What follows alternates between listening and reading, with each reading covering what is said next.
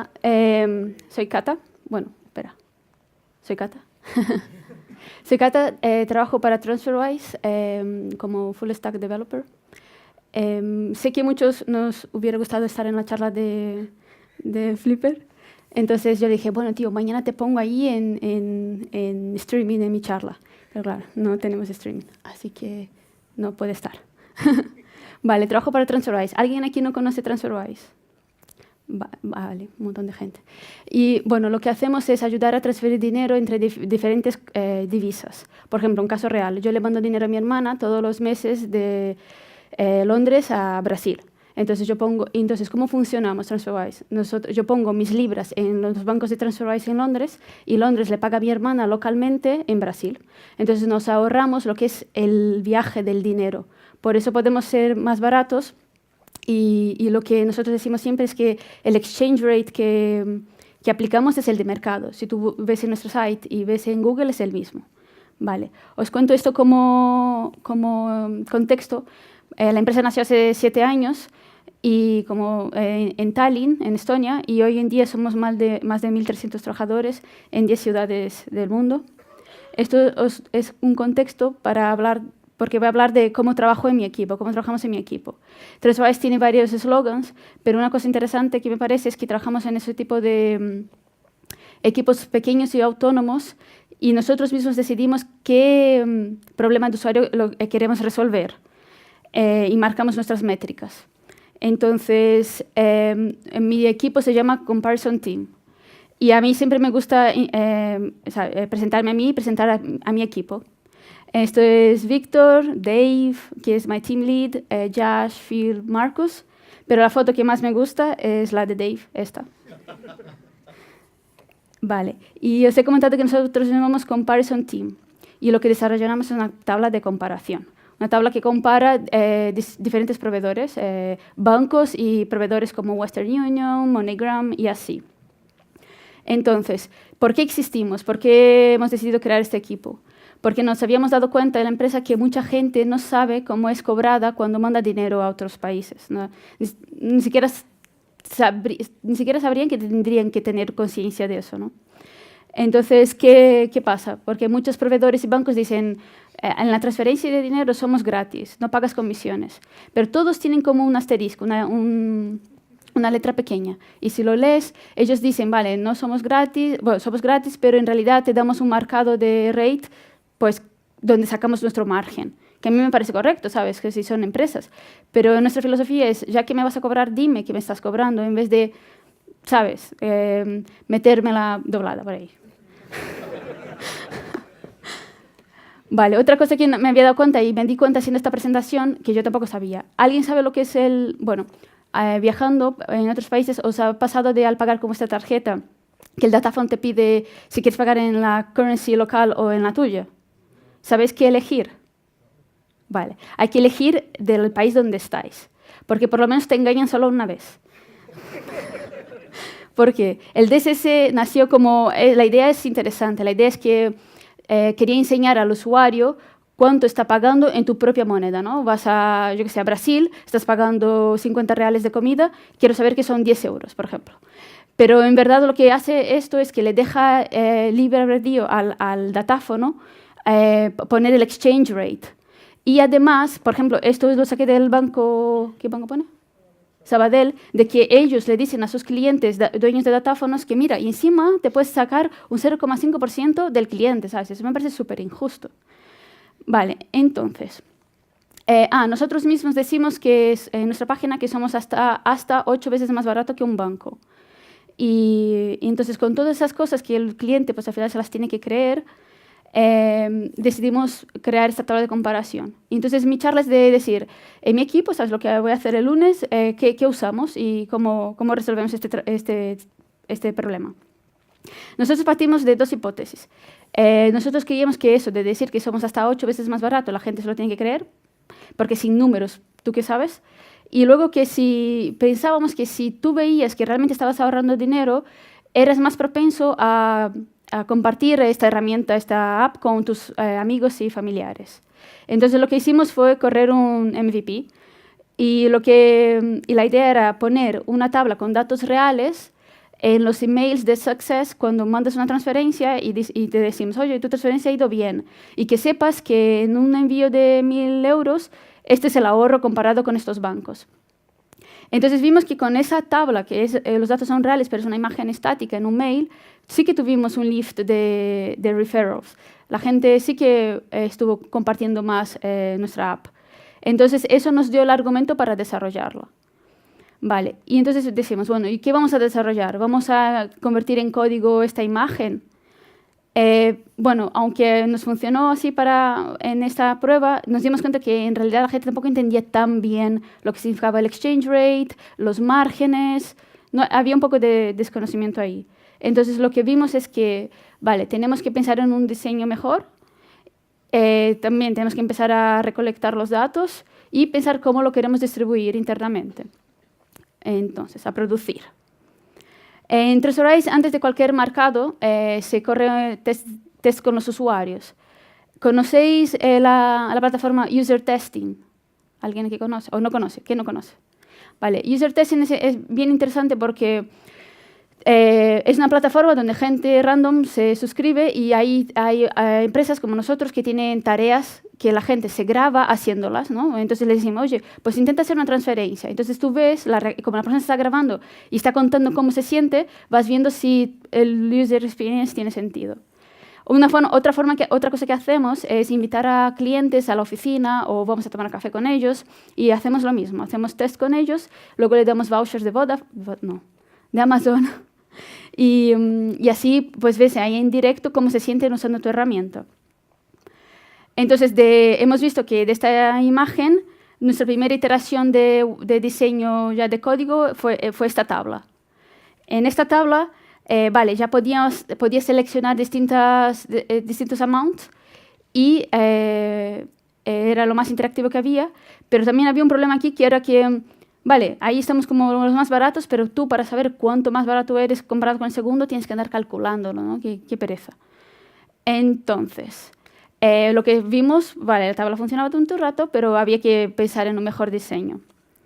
Mientras el diseño estaba ahí en el horno, estábamos recolectando datos. ¿Cómo recolectamos datos? Pues hay una normativa, una directiva europea que dice a los grandes bancos que ellos tienen que proveer de APIs a terceros autorizados con sus datos. Y eso nos ayuda un montón para saber, lo único que necesitamos saber es cuánto de comisión aplican y el exchange rate que aplican. Vale, entonces ahí estamos recolectando los datos y luego estaba el tema de distribuir la tabla. La tabla decidimos hacerla en React entonces es un componente que tenía que ser instalable y para compartirlo con los equipos que la quisieran utilizar dentro de TransferWise, pero también teníamos que pensar cómo lo distribuíamos. Vale, ¿qué significa distribuir entre distintos equipos? Pues como os he comentado, que TransferWise somos equipos pequeños y autónomos, entonces el equipo que lleva la landing y el equipo que lleva TransferFlow son otros, y ellos quieren poner la tabla en su app. Entonces, ¿cómo se la instalan? Cuando cogí el proyecto, claro, todo empezó así como en la MVP, entonces lo que hacíamos era trabajar con las versiones de las tags de GitHub. Entonces, en el que quisiera ponerse la tabla, en el package.json ponía la URL de GitHub con el tag y se lo instalaba, ¿no? Pero sabéis que si hacéis así, te traes todo el repo al to Node Modules. Entonces, eso no era tan guay. Había que mejorarlo. Entonces, por lo menos, lo cambiamos hicimos el bundle y entonces lo empezamos a usar en NPM. Entonces, ahí ahora los otros equipos que quisieran instalar la tabla lo hacían en npm install y la estaban instalando como un componente de React. Pero nos dimos cuenta ahí. Pero vale, ¿y qué pasa si justo ese equipo no usa React? ¿Qué pasaba? Que la landing no usa React. ¿O qué pasa si nosotros tenemos los de marketing que tienen affiliates y ellos también quieren usar la tabla? Porque al final la tabla está comprando proveedores, ¿no? Entonces, son datos ahí y estaría bien que, por ejemplo, un youtuber o un blogger de New Zealand está escribiendo cómo ir a vivir cómo transferir dinero y quiere poner una tabla de comparación. Podría usar nuestra tabla. Entonces, ¿cómo podíamos compartir con gente externa y cómo podíamos comunicar nuevas releases? Entonces aquí empezó el trabajo de, vale, qué hace la gente, ¿no? He visto que hay widgets que la gente pone en sus sites, ¿cómo lo hacen? Entonces fui a investigar lo que hacía Twitter. Y si vas a la developers de Twitter, tú pones el timeline o lo que quieras, o el botón de follow me o lo que sea, y ellos te dan 2 cachitos de código. Un A-tag con una clase que tienes que poner, una clase esos datos, y luego el script que va a inyectar el timeline en tu site. Entonces, un site que, por ejemplo, si conocéis a Laura Lacar, ella en su blog tiene el Twitter de timeline. Otro ejemplo que quise ver cómo funciona es el de Spotify. ¡Qué casualidad! A ver, ¿quién estuvo ayer en la charla de José? Pues, claro, dije, mira, pues justo. Entonces fui a ver cómo funciona Spotify. Entonces vas a una canción, por ejemplo, le copias el link, vas al site de Spotify de developers, pegas el link ahí y te da directamente el iframe. Entonces ese iframe lo pegas en tu site. Y pensé, ¿y dónde lo puedo pegar para ver si funciona? Y dije, pues lo voy a pegar en el perfil de José. Entonces fui a su perfil de usuario de la página de Codemotion y hice inspeccionar el elemento, editar el elemento como HTML, pegué ahí directamente el iframe y se renderizó su playlist. Y yo me sentí ahí súper hacker. Vale, sabéis que esto no sirve para nada porque haces reload de la página y se va. Pero bueno, a mí me resultó. Lo que quiero decir con esto es que es muy fácil, tiene que ser muy fácil compartir un widget, ¿vale? Entonces, lo que me di cuenta que lo que necesitábamos era un web plugin. Lo que hemos dicho, un código pequeñito, fácil de usar, que enriquezca la página que lo quiero usar y que cualquiera lo pueda copiar y pegar. Entonces, en aquel momento, esto hace como 1 año y medio, yo empecé a ver, vale, ¿qué hago? ¿Cómo hago mi tabla? Y oía un montón de web components. Y también estaba lo de los iframes que utiliza Spotify y Twitter. Entonces, empecé a ver, vale, ¿cómo intenté usar web components? Estaba haciendo justo el research en aquel momento. Y vi que estaba muy bien porque se quedaba todo escopiado en el component, pero cosas que no me venían muy bien era que el support entre browsers. Hoy en día no sé, no he vuelto a investigar sobre eso. Bueno, ayer lo comentamos un poco, pero eso lo descarté por eso.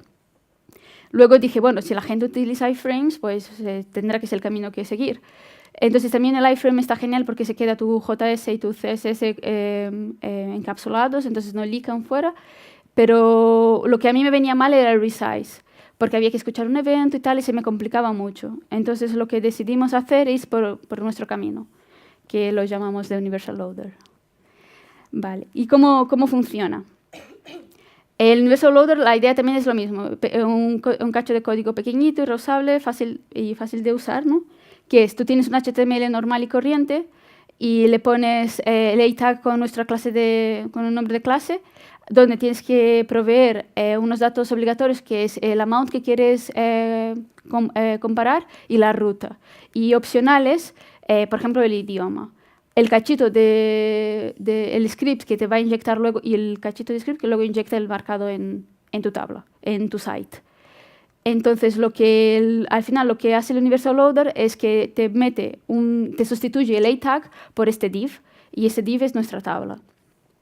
Cosas interesantes que sacamos del Universal Loader, que si el script no arranca, que falla la llamada, pues por lo menos se ve el A-tag y el usuario puede pinchar ahí. Así que cambiemos el diseño o que hagamos mejoras, como es un link, la gente va a tener esas últimas actualizaciones. Que ya como la tabla pertenece a la página, el responsive funciona. Y es muy fácil de compartir. Cosas que no salen tan bien es el SEO. El SEO no funciona y que también es fragile, ¿no? Que esto lo pongo en el site, si un affiliate lo está usando, pues no hay control donde está la tabla. Y además os estoy diciendo ahí que estoy inyectando en vuestra página mi tabla, ¿sabes? Ahí, en plan, es que nadie piensa en las colisiones del CSS, ¿sabes? En plan, toda hacky ahí. Entonces, en ese momento, claro, yo tampoco lo pensé, por eso me pegué con una pared, porque empecé a romper cosas. Entonces, ¿por qué empecé a romper cosas? ¿Cuál es el contexto? En TransferWise utilizamos Bootstrap. Es nuestro Bootstrap, con nuestros colores y nuestras cosas. ¿Y por qué lo usamos? Porque somos 1.300 trabajadores, un montón de equipos, tenemos que tener consistencia en el diseño. Y Bootstrap nos ayuda un montón. Antes que estuviera esto así, pues llegamos a tener 7 tipos de verdes para el botón Success, ¿sabes? No mola. Entonces, vale, ¿y cuál es el problema de tener Bootstrap? Que como sabemos que no hay, que los nombres de las clases se van al global space y las colisiones. Entonces empecé a entender que lo que había que hacer era copiar el CSS. Y bueno, no tenía muchos conocimientos sobre eso y empecé a leer un montón sobre todo esto relacionado con el scope de CSS o cómo procesarlo. Pero justo dio la casualidad en aquel momento que fui a un meetup sobre Styled Components. Y yo me emociono súper rápido. Me pareció genial, porque encima me pareció genial cómo la speaker presentó Styled Components. Yo había oído hablar, pero nunca me había puesto a estudiarlo. Entonces, como vimos ayer con José, pues al final los estilos se quedan en el componente tal que como vemos ahí, ¿no? Los declaramos el CSS, lo escribimos tal cual, pero dentro como de una variable JavaScript. Y eso se llama CSS in JS. Es en plan, vale, estamos justo aceptando el rollo de escribir, ¿no? Como la gente dice ahí, el HTML en el JS, y ahora me vienes a hablar del CSS en el JS, ¿sabes? Bueno, pues yo os digo cómo ella lo presentó y a mí me pareció súper guay. ¿Conocéis la herramienta de React de Create a React App? Vale, esta es antigua, porque ahora tiene otro. Pero bueno, para el ejemplo nos vale. Entonces, creas la Create React App y este es el scaffolding, donde tienes el JS y el CSS, y al importar el CSS se empieza a aplicar las clases que has escrito ahí en tus componentes, ¿no? En tus tags.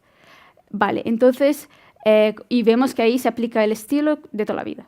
Entonces vas y instalas Styled Components y empiezas a traducir los estilos a como a esos variables de JavaScript.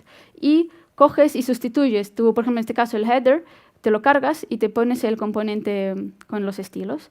Haces un pequeño refactor, te lo pasas todos los estilos a los componentes. Entonces, al final, y lo más interesante es que puedes empezar a mandar props a los estilos. Entonces, por ejemplo, en este ejemplo, que en la Create React App tenemos el logo de React, aquí ella lo que hizo es, vale, imagínate que el estado, que la velocidad del logo, porque se movía, depende de un estado. Entonces eso lo puedes cambiar, mandas esa prop al estilo y lo cambia, ¿no? Entonces al final los estilos son partes del componente. Pero lo que más me fascinaba es que me venían los nombres de clases únicos. Y yo pensaba, pues ya está, eso ya no tengo, ya aplico mis estilos y ya no me voy a pelear, ya no me voy a colisionar con los estilos de fuera. Y cuando lo intenté aplicar, porque mi equipo me dijo, bueno, Cata, haz prueba, mira a ver si te funciona. No funcionó. No funcionó porque al usar el Bootstrap tenía, con mis conocimientos de aquel momento, ahora no sé porque no lo he vuelto a probar, tenía que traducir casi todo mi Bootstrap a Styled Components. Entonces no veía que era posible. Entonces conocí lo que realmente necesitaba, que es el CSS Modules, que lo que hace es darle local scope a las clases, al nombre de clases. Eso lo haces en el step del Webpack, por ejemplo. Ahí lo configuras qué hash le quieres poner al final del nombre de tu clase. Y al final termina así. Esto es tal que así. El site de fuera, la parte de verde, tiene ese nombre de clase y yo también tengo el mismo, pero como el mío va con un hash, ya no nos pegamos. Entonces guay. Entonces habíamos visto que esa era la tabla que habíamos hecho al principio. Y esta es la tabla como se ve hoy en día. Entonces, hemos mejorado algunas cosas, como que ahora puedes jugar con las rutas, puedes elegir distintas rutas. También puedes poner distintos amounts, porque en la primera había 3. Y lo que hemos puesto también es la diferencia de precio entre el más barato y los siguientes. Y jugando con la tabla nos hemos dado cuenta que no somos los más baratos. Entonces eso también trajo un debate interno, en plan, en la empresa, diciendo, espera, ¿y qué hacemos, no? Cuando no somos los más baratos? En plan, ¿no enseñamos la tabla o quitamos el proveedor? Y en verdad, nosotros pensamos que en TransferWise se habla mucho de para enviar dinero el cliente tiene que confiar en ti, ¿sabes? Tiene que confiar en darte su dinero. Y también buscamos ser los más rápidos posibles. Buscamos tener la cobertura de las rutas y que sea fácil, que la app sea sencilla de usar. Y también nosotros, nosotros tenemos que ser transparentes. Y eso se reafirma mucho más cuando vemos un tweet como que este usuario dice que nunca se había esperado que su banco dijera que puede encontrar soluciones más baratas fuera, y como nosotros somos transparentes diciendo eso, pues que ese usuario se quedaba con nosotros. ¿Y de qué habla? Habla, por ejemplo, que en este caso que Western Union nos gana por 3 euros. Tenemos un disclaimer aquí que decimos, vale, sí, ellos son más baratos, pero ten en cuenta que igual están corriendo una promoción o es algo puntual. ¿Y por qué decimos eso? Porque llevamos bastante tiempo recolectando datos. Y cuando tienes un montón de datos puedes analizar. ¿Y qué hemos visto con el análisis? Hemos visto que, claro, que hay que tener cuidado cuando no cobran lo mismo cuando es fin de semana. No cobran lo mismo cuando se acercan Navidades. Si haces GBP Euro, ellos cobran unas comisiones y si es al revés, cobran otro. Y eso pasa con muchos proveedores que una ruta la tiran, pierden dinero, pero porque están ganando en otra. Y nosotros, ¿sabes? Decimos, no, nosotros cobramos comisiones. Estas son, siempre sabes cuántos son. Y el exchange rate es el que sale en Google. Entonces, con toda esta información, escribimos un blog post sobre esto y tal. ¿Cuál es el futuro ahora, ¿no? Seguimos trabajando en esta tabla. Este es mi equipo, lo que hacemos. Lo que queremos hacer ahora es hacer la tabla más agnóstica a nuestros colores. Porque, como he comentado, al final es comparar proveedores, como un Skyscanner de los bancos. ¿Por qué necesita tener nuestros colores?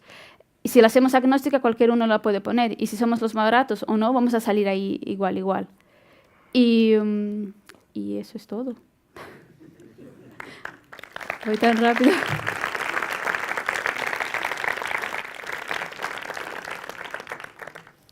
No sé si alguien tiene alguna pregunta o puedo contar una curiosidad más si a alguien le interesa.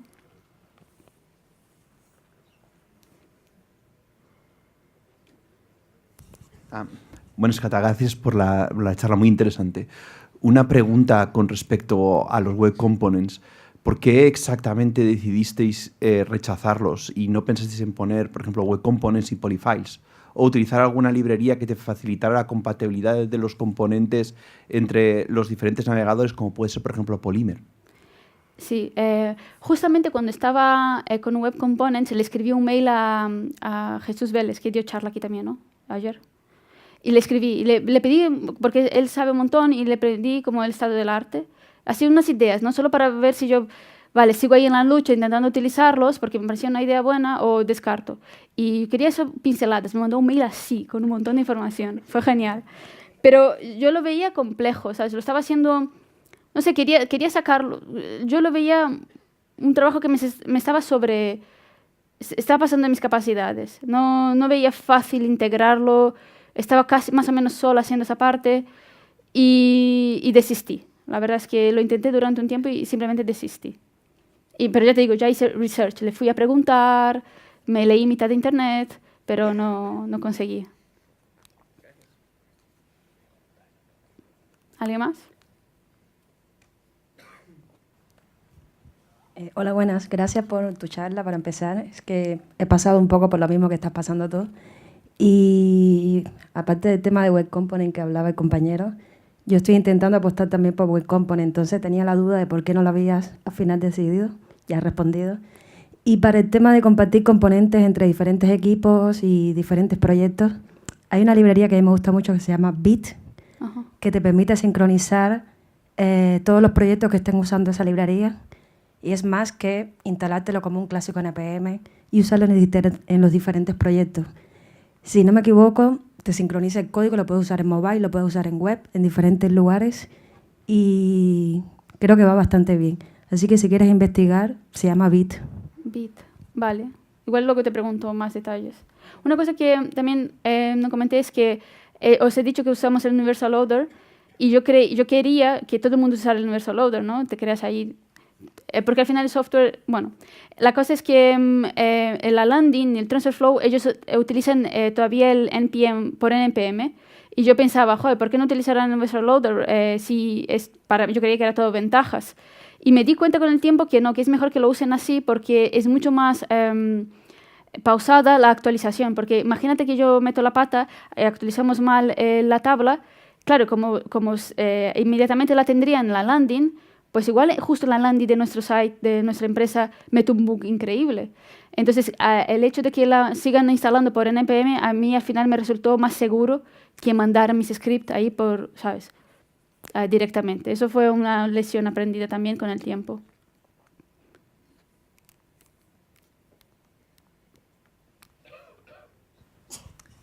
Hola.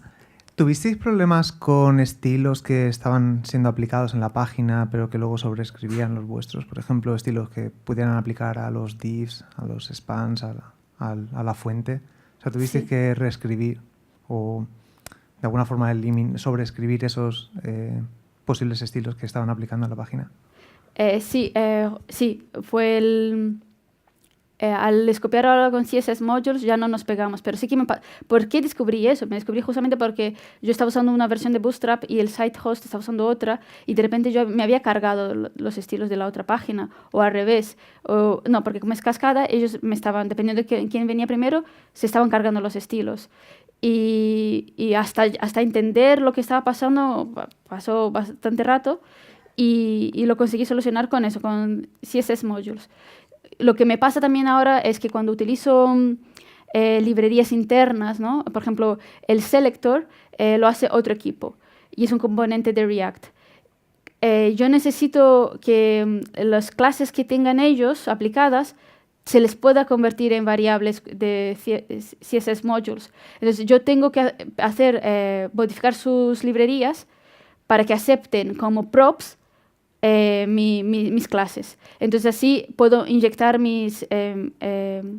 ese hash, que sí, al final sus clases las puedo convertir en hash con CSS Modules. Es decir, no sé, hay veces que pienso que no sé si es lo más limpio del mundo, pero no sé cómo trabajar de otra forma. No sé cómo cómo unir distintos componentes y no tener problema con los estilos. De momento lo estoy solucionando así.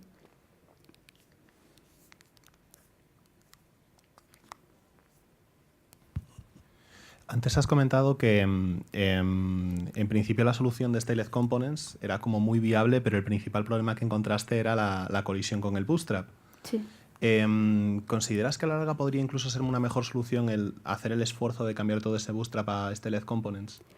Yo creo que sí, porque justamente el equipo que lleva el Style Guide, ellos están traduciendo un montón de partes de Bootstrap a Styled Components. Y se están dando el trabajo de hacer eso. Yo estoy expectante, o sea, yo prefiero usarlo de esa manera. La verdad es que no sé mucho más de cómo lo están haciendo, pero creo que me facilitaría mucho la vida también, porque yo intenté como el Universal Loader lo tengo que hacer un bundle con todo. Por ejemplo, en NPM yo no meto React o React DOM, ¿vale? Sabéis que en Webpack puedes poner los externos y no te los mete. Pero para el Universal Loader necesito meter todo porque el que lo va a instalar no los tiene. Entonces, para intentar hacer menor y menor el JS y el CSS, mi Bootstrap solo importo los less que hacen falta. Y sería mucho más guay que yo pudiera importar, claro, que los componentes estuvieran ya con sus estilos. Entonces yo creo que lo están haciendo, lo he visto, y cuando estén hechos yo creo que lo voy a importar.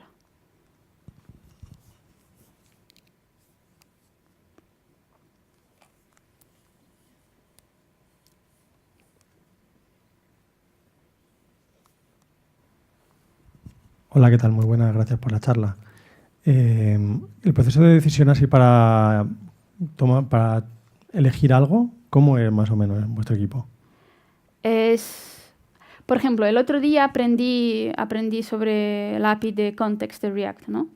Y nosotros usamos Higher Component. Y a mí me da el feeling que se solucionaría mejor haciendo context. No tengo mucha experiencia.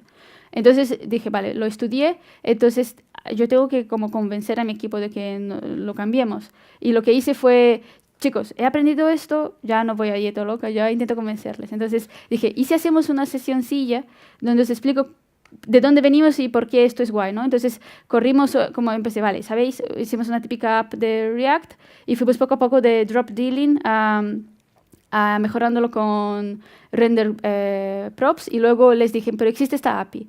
Entonces, cuando terminamos esa pequeña sesioncilla, me dijeron, bueno, Cata, si quieres probarlo, pero yo creo que habría que hacerlo poco a poco, no refactorices todo y nos vamos con los tiempos. Entonces, en mi equipo lo que hacemos es, si tienes una idea, en Transferwise es mucho así, si tienes una idea, no hay nadie que te vaya a parar, nadie te va a decir que no lo hagas. Y si quieres, y si hay algún problema que realmente lo quieres saber y necesitas gente y convences a gente para que se una a ti, nadie va a decir que no. Claro, desde que no rompas al equipo que te estás robando a la gente, ¿sabes? Quitas a gente y dejas ellos colgados. Pero en Transferwise es mucha autonomía. Y también hay veces que es difícil, esa autonomía hace falta mucha responsabilidad para llevarla también. Y una cosa que me gusta mucho que se dice en mi empresa, ¿sabes? Que se siente es que contratamos a gente en la que confiamos. Eso se siente, por eso podemos tomar nosotros mismos las decisiones. Eso está guay. Y otra pregunta, ¿hacéis revisión de código? Sí. Por ejemplo, cuando quise hacer los cambios en el CSS del componente del selector, ¿sabes? De repente los owners de ese... porque ahí funcionamos creo como vosotros, ¿no? Como son pequeñas... ellos son dueños de ese repo, entonces hacemos una PR y tenemos que pasar sus filtros, ¿sabes? Tenemos que adaptarnos a cómo testean, a todo. Entonces, yo hice ese cambio y ellos lo debaten, me lo devuelven, oye, mejora esto, y una vez, por fin, es como el open source de la calle, pues aplicado a nosotros. Así es como lo hacemos. Gracias. ¿Está? Vale. Vale. Ah, ahí, gracias.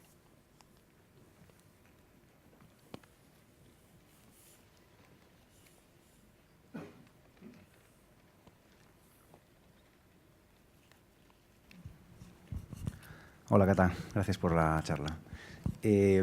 ¿Habéis pensado, cuando estabas hablando de que hacíais un Universal Bundle para dar ese componente a un tercero, ¿habéis pensado si ese tercero, por ejemplo, tiene metido Angular, si va a funcionar, no va a funcionar, y sobre todo si tiene otros componentes? Porque he entendido que estás metiendo ahí todo React, ¿no?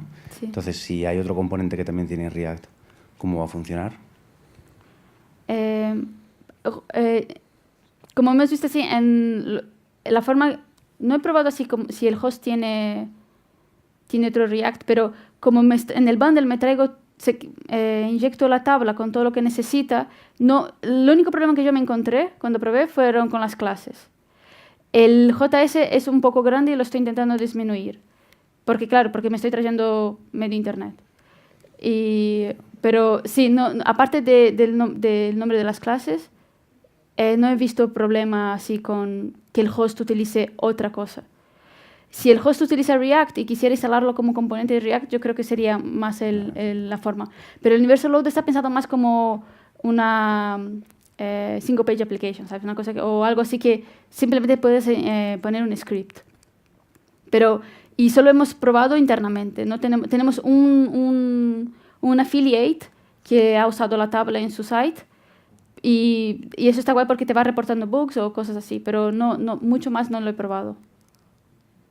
Vale, gracias. Gracias a ti. ¿Hecho? Vale. ¿Ya está, no? Ok. Gracias.